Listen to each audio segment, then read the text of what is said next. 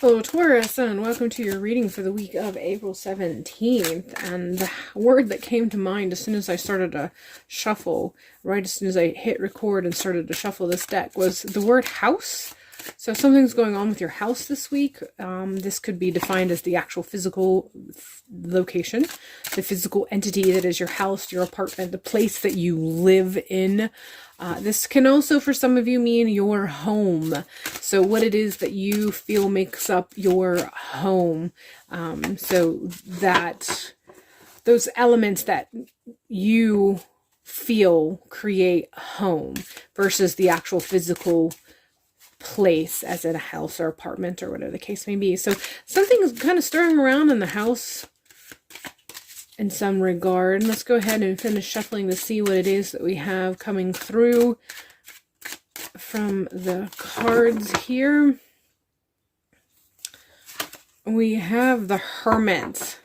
So there's definitely a draw or a pull to stay in the house, to stay in home, to kind of sort of isolate from the external, the safety or the sense of security that occurs when we feel home or when we return to our house after being out and about or being surrounded by other people's energies or other people's issues or life problems or whatever the case may be. I think that the message is also including the fact that this is a call to not get too wrapped up in always wanting to return home in all circumstances. So not isolating nearly as much, knowing when you need to seek that position of returning home for safety or security or for a sense of grounding, but also know when you are sort of isolating yourself a little bit too much, or this is the game plan when anything ever happens. So the healthy balance of knowing when you should stay in because it is good for you to separate, and also knowing when you need to go out because you need a change of scenery, or you need to create some energy or vibration, or tap into energy or vibration outside of your home so that you have your cup filled and you are feeling fuller in general. So this week you're going to be facing, I feel, that instinct or desire to stay home, or to go home, or to isolate, or to kind of burrow in the house or burrow in the home.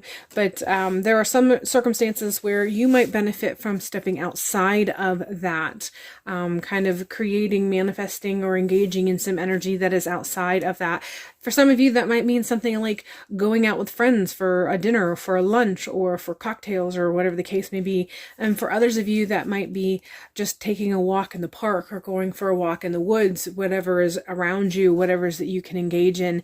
But outside of the home, looking for that sense of security and that sense of grounding that can exist outside of your home, and not relying on the actual placement of your house to be the whole of what provides security and grounding, and recognizing that you can manifest this in other ways, and that you also need to manifest this in other ways. We're following this with the Five of Wands, and so there's a little bit of a chaos that's going to be occurring. You might get a little bit of a hiccup, or some low-key battles that may ensue or might occur in your life.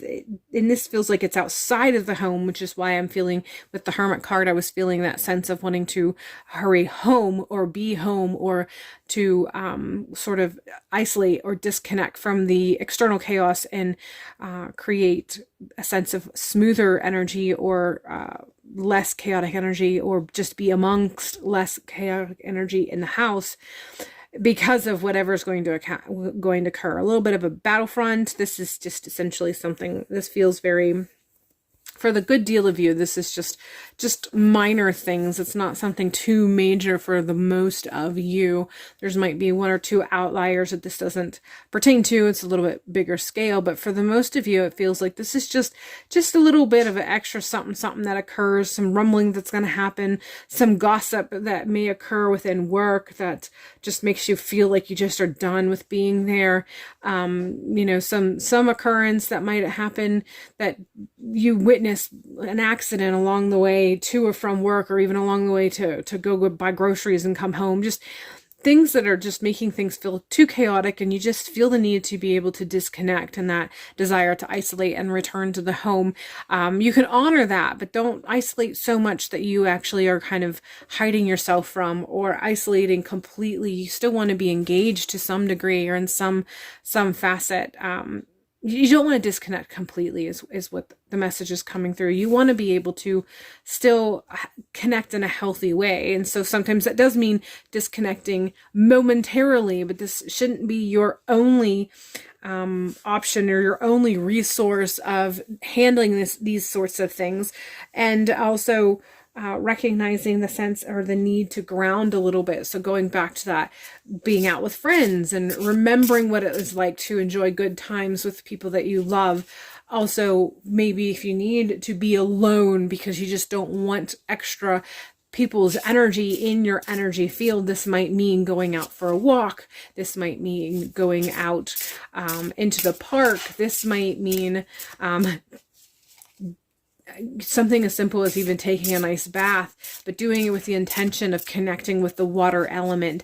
But you need to make sure you are creating the right healthy variety in what you're doing to kind of reboost yourself and recharge yourself. Don't just isolate. Don't let isolation always be the choice that you make, because it can have the potential of becoming something of a crutch, and then it can become something of a rut, and then you're going to have new issues of trying to break from that rut if you kind of create the pathways of that too frequently.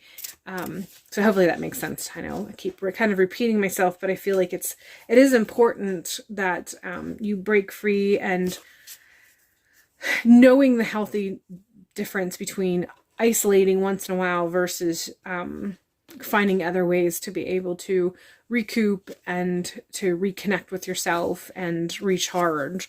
We're continuing with grounding, and I feel like this is continuing with what I already said about means of grounding. I feel like one of the reasons why the Hermit card has come through, and all the things that I've already touched on regarding the first part of this video, is that there is a little bit of a consistent choice making of isolating being the way that you are coping with things.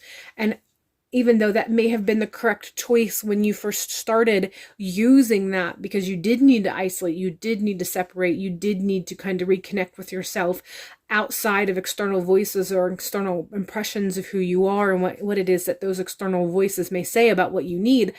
But you've reached a point where that is not necessary anymore, and you need to find other ways to ground yourself whenever you are experiencing any sort of chaos in your life, be it big or small.